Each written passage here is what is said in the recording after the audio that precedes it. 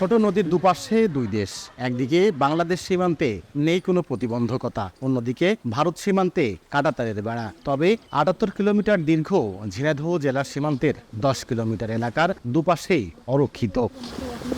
ছাত্র জনতার অভ্যুত্থানের পর জেলার অরক্ষিত অংশ মহেশপুর সীমান্ত দিয়ে ভারতে অনুপ্রবেশ বেড়েছে।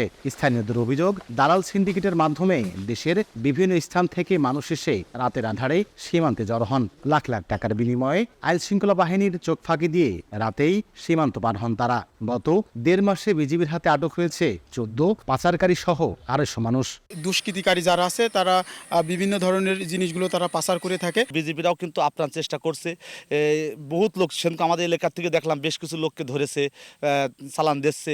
মানুষ শেখ হাসিনা পালানোর পরে মানুষ চলে যায়, তা ওই পাশে তার কাটা আছে, নদী সেই থেকে তার কাটা কেটে চলে যায় ওপারে। কিছু অসাধু মানুষ আছে, তারা অর্থের বিনিময়ে এখান থেকে নিরাপদ রুটে পাচার করে দেয় ভারতে। আমরা চাইবো তাদেরকে যেন বিজেপি আরও কঠোর হস্ত দমন করে এবং তাদেরকে চিহ্নিত করে। এদিকে সীমান্ত দিয়ে অবৈধ যাতায়াত রোধে সতর্ক অবস্থানের কথা জানাই বিজিবি।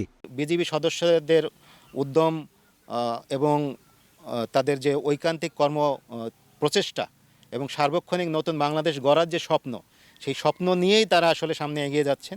তারা দৃঢ়তার সাথে বাংলাদেশের রাষ্ট্রীয় যে দায়িত্ব, সেই দায়িত্বকে অত্যন্ত পেশাদারিত্বের সাথে পালন করছেন বলে আমি মনে করি। মহেশপুর সীমান্তে বিজিবির ১২টি ক্যাম্প রয়েছে। লোটাস রহমান সোহাগ, সময় সংবাদ, ঝিনাইদহ।